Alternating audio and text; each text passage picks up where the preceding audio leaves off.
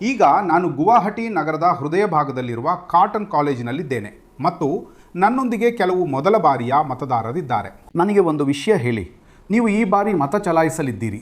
ನಿಮ್ಮ ರಾಜಕಾರಣಿಗಳಿಂದ ನೀವು ಏನನ್ನು ನಿರೀಕ್ಷಿಸುತ್ತೀರಿ?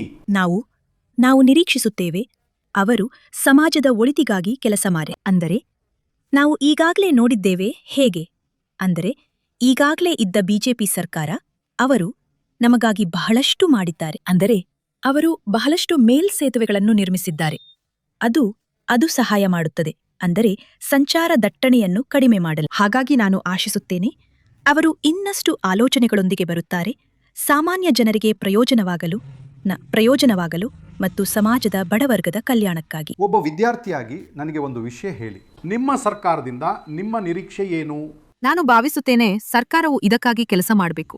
ಅಂದ್ರೆ ನಿಮ್ಗೆ ಗೊತ್ತಿದೆ NEP ಅವರು ನಿಮ್ಗೆ ಗೊತ್ತಿದೆ ಅದನ್ನು ಹೆಚ್ಚು ಪರಿಣಾಮಕಾರಿಯಾಗಿ ಮಾಡಬೇಕು. ಅದು ಈಗಲೂ ತುಂಬಾ ವಿದ್ಯಾರ್ಥಿಗಳು ಬಹಳಷ್ಟು ಸಂದೇಹದಲ್ಲಿದ್ದಾರೆ. ಅಂದ್ರೆ ಈಗ ಅವರ ವೃತ್ತಿ ಜೀವನಕ್ಕೆ ಏನಾಗಲಿದೆ ಎಂದು. ಏಕೆಂದ್ರೆ NEP ಇನ್ನೂ ಸ್ಪಷ್ಟವಾಗಿಲ್ಲ ಮತ್ತು ವಿದ್ಯಾರ್ಥಿಗಳು ತಮ್ಮ ವೃತ್ತಿ ಜೀವನಕ್ಕಾಗಿ ಮುಂದುವರಿಸಬೇಕಾದ ಈ ಶಿಕ್ಷಣದ ಬಗ್ಗೆ ಇನ್ನೂ ಸ್ಪಷ್ಟವಾಗಿಲ್ಲ. ಹಾಗಾಗಿ ನಾನು ಭಾವಿಸುತ್ತೇನೆ ಸರ್ಕಾರವು ಈಗ NEP ಮೇಲೆ ಹೆಚ್ಚು ಗಮನ ಹರಿಸಬೇಕು ಮತ್ತು ಅದನ್ನು ಹೆಚ್ಚು ಪರಿಣಾಮಕಾರಿ ಮತ್ತು ಸ್ಪಷ್ಟವಾಗಿಸಬೇಕು. ನಿಮ್ಮೆಲ್ಲರ ವಿಷಯವೇನು? ನಿಮ್ಮ ಸರ್ಕಾರದಿಂದ ನಿಮ್ಮ ನಿರೀಕ್ಷೆ ಏನು? ನೀವು ಈ ಪ್ರಕಾರಕ್ಕಾಗಿ ಮತ ಚಲಾಯಿಸಲು ಹೋದಾಗ ಈ ಬಾರಿ ನೀವು ಯಾವ ಮಾನದಂಡದ ಮೇಲೆ ಮತ ಚಲಾಯಿಸಲಿದ್ದೀರಿ? ನನ್ನ ಪ್ರಕಾರ ಸರ್ಕಾರ ಅಂದ್ರೆ ಯಾರು ಬರುತ್ತಾರೋ, ಯಾರು ಹೊಸ ಸರ್ಕಾರವನ್ನ ರಚಿಸುತ್ತಾರೋ ಅವರು ತಮ್ಮ ಕ್ಷೇತ್ರದ ಒಳಿತಿಗಾಗಿ ಕೆಲಸ ಮಾಡಬೇಕು ಎಂದು ನಾನು ಭಾವಿಸುತ್ತೇನೆ. ಅಂದರೆ ಜನರಿಗೆ ಇರಲು ಸ್ವಚ್ಛ ಪರಿಸರ ಇರಬೇಕು, ನಂತರ ಚರಂಡಿಗಳು ಸ್ವಚ್ಛವಾಗಿರಬೇಕು ಇತ್ಯಾದಿ. ಬಹಳಷ್ಟು ಜನರಿದ್ದಾರೆ. ಅವರು ರಾಜ್ಯಗಳಲ್ಲಿ ಇಲ್ಲ, ಅವರು ರಾಜ್ಯದ ಹೊರಗಿದ್ದಾರೆ, ಅವರು ಬರ್ತಾ ಕೂಡ ಇಲ್ಲ. ಆದರೆ ನನ್ನ ಪ್ರಕಾರ ಇದು ನಮ್ಮ ಮೊದಲ ಬಾರಿ, ಆದ್ದರಿಂದ ನಾವು ಹೋಗಿ ಮತ ಚಲಾಯಿಸಬೇಕು, ಏಕೆಂದ್ರೆ ಅದು ನಮ್ಮ ಹಕ್ಕು. ಪ್ರತಿಯೊಬ್ಬರಿಗೂ ಮತ ಚಲಾಯಿಸುವ ಹಕ್ಕಿದೆ. ಇಲ್ಲಿ ಸಾಕಷ್ಟು ಉದ್ಯೋಗಾವಕಾಶಗಳಿವೆಯೇ ಅಥವಾ ನೀವುಗಳು ಮಾಡಬೇಕಾಗುತ್ತದೆಯೇ? ಇನ್ನೂ ಹೆಚ್ಚು ಹೊಸ ಉದ್ಯೋಗಗಳಿರಬೇಕು ಎಂದು ನಾನು ಭಾವಿಸುತ್ತೇನೆ. ಅದನ್ನು ಸರ್ಕಾರ ಒದಗಿಸಬೇಕು. ಯಾಕೆಂದ್ರೆ ಇನ್ನೂ ನಿರುದ್ಯೋಗಿಗಳಾಗಿರುವ ಬಹಳಷ್ಟು ಜನರಿದ್ದಾರೆ ಮತ್ತು ನನ್ನ ಪ್ರಕಾರ ಇನ್ನೂ ಹೆಚ್ಚಿನ ಅವಕಾಶಗಳಿರಬೇಕು. ಈಗಿನ ವ್ಯವಹಾರಗಳ ಸ್ಥಿತಿಯಿಂದ ನೀವು ಸಂತೋಷವಾಗಿದ್ದೀರಾ? ಹೌದು, ಸದ್ಯಕ್ಕೆ ನಾವು ಸಾಕಷ್ಟು ಸಂತೋಷವಾಗಿದ್ದೇವೆ. ಆದರೆ ಖಂಡಿತ ಇನ್ನೂ ಕೆಲವು ನಿರೀಕ್ಷೆಗಳಿವೆ. ಉದಾಹರಣೆಗೆ ಅವರು ಈಗಾಗಲೇ NEP ಬಗ್ಗೆ ಹೇಳಿದ ಹಾಗೆ, ಯಾಕೆಂದ್ರೆ ಅದು ನಿಜವಾಗಿ ಸ್ಪಷ್ಟವಾಗಿಲ್ಲ. ಮತ್ತು ನಾನೇನು ಹೇಳಬೇಕೆಂದರೆ ಅವರು ಹೇಳಿದ ಹಾಗೆ ಹೊರಗೆ ವಾಸಿಸುವ ಅನೇಕ ಜನರಿದ್ದಾರೆ. ಆದ್ದರಿಂದ ಅಂಚೆ ಮತಪತ್ರ ವ್ಯವಸ್ಥೆಯನ್ನು ಹೆಚ್ಚು ಪರಿಣಾಮಕಾರಿಯಾಗಿ ಮಾಡಬೇಕೆಂದು ನಾನು ಬಯಸುತ್ತೇನೆ. ನಿಮ್ಮ ಪ್ರಕಾರ ನಿಮಗೆ ಗೊತ್ತಲ್ಲ ಶಿಕ್ಷಣದ ಶೈಕ್ಷಣಿಕ ಗುಣಮಟ್ಟ ಈಗ, ನಿಮಗೆ ಗೊತ್ತಲ್ಲ ಪಕ್ಷಗಳು, ನಿಮಗೆ ಗೊತ್ತಲ್ಲ ಉಚಿತ ಶಿಕ್ಷಣದ ಭರವಸೆ ನೀಡುತ್ತಿವೆ. ಇದು ಒಳ್ಳೆಯ ವಿಷಯವೇ? ನನ್ನ ಪ್ರಕಾರ ಒಂದು ರೀತಿಯಲ್ಲಿ ಇದು ಒಳ್ಳೆಯದು. ಯಾಕೆಂದ್ರೆ ತುಂಬಾ ಪ್ರತಿಭಾವಂತ ವಿದ್ಯಾರ್ಥಿಗಳಿದ್ದಾರೆ. ಉದಾಹರಣೆಗೆ ತುಂಬಾ ಬಡ ಹಿನ್ನೆಲೆಯಿಂದ ಬಂದವರು. ಆದ್ದರಿಂದ ವಿದ್ಯಾರ್ಥಿ ವೇತನಗಳು ಸಹಾಯಕವಾಗಿವೆ. ಆದರೆ ನನ್ನ ಪ್ರಕಾರ ಉಚಿತ ಶಿಕ್ಷಣವು ಅರ್ಹತೆಯ ಮೇಲೆ ಆಧಾರಿತವಾಗಿರಬೇಕು, ಬೇರೆ ಮೀಸಲಾತಿಗಳ ಮೇಲೆ ಅಲ್ಲ.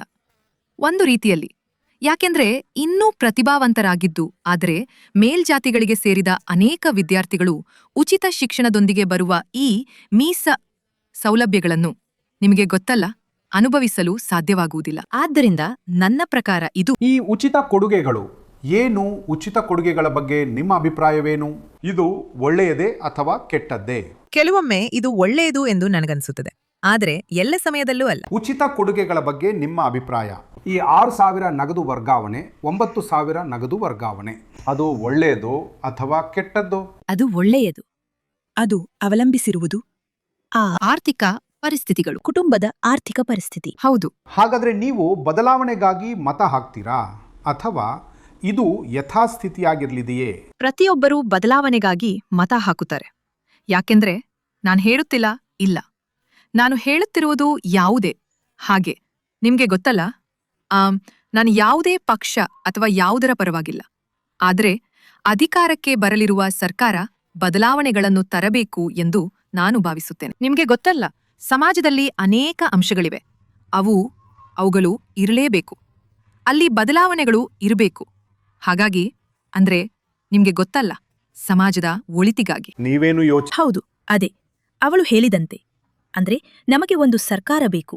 ಅಂದ್ರೆ ಅದು ಈಗಿನ ಸರ್ಕಾರವೇ ಆಗಿದ್ದರೂ ಅಥವಾ ಈಗ ರಚನೆಯಾಗುವ ಬೇರೆ ಸರ್ಕಾರವೇ ಆಗಿದ್ದರು. ನಾನು ಕೇವಲ ಅವರು ಮುಂದಿನ 5 ವರ್ಷಗಳಲ್ಲಿ ಒಂದು ವಿಭಿನ್ನ ರೀತಿಯ ಬದಲಾವಣೆಯನ್ನು ತರುತ್ತಾರೆಂದು ಆಶಿಸುತ್ತೇನೆ. ನೀವೆಲ್ಲರೂ ಏನಂತೀರಾ? ನೀವು ಬದಲಾವಣೆಗಾಗಿ ಮತ ಹಾಕುತ್ತೀರಾ ಅಥವಾ ನೀವು ಹೌದು, ಒಳ್ಳೆ ಬದಲಾವಣೆಗಾಗಿ. ಹೌದು ಹೌದು, ಬದಲಾವಣೆಗಾಗಿ. ಬದಲಾವಣೆಗಾಗಿ ಮಾತ್ರ. ಬದಲಾವಣೆ. ಹೌದು, ಬದಲಾವಣೆ ಮಾತ್ರ. ನೀವು ಬದಲಾವಣೆಗಾಗಿ ಮತ ಹಾಕುತ್ತೀರಾ? ಹೌದು. ನನ್ನ ಪ್ರಕಾರ ನಾವು ಯಾವಾಗಲೂ ಅಭ್ಯರ್ಥಿಯನ್ನು ನೋಡಬೇಕು. ಪಕ್ಷದ ಅಭ್ಯರ್ಥಿ ಹೆಚ್ಚು ಮುಖ್ಯ. ಹಾಗಾಗಿ ನಾನು ಮಾತನಾಡಿದರೆ ನನಗೆ ಖುಷಿ ಇದೆ.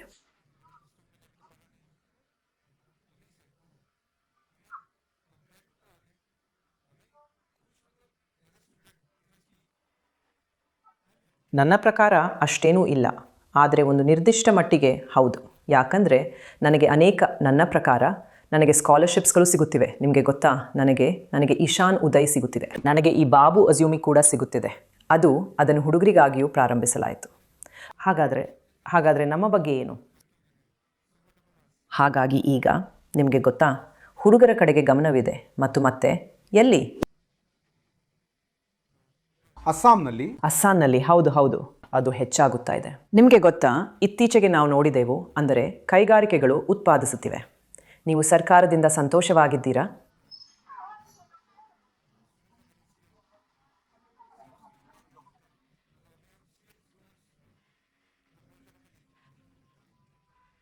ನಿಮ್ಮ ನಿರೀಕ್ಷೆ ಏನು?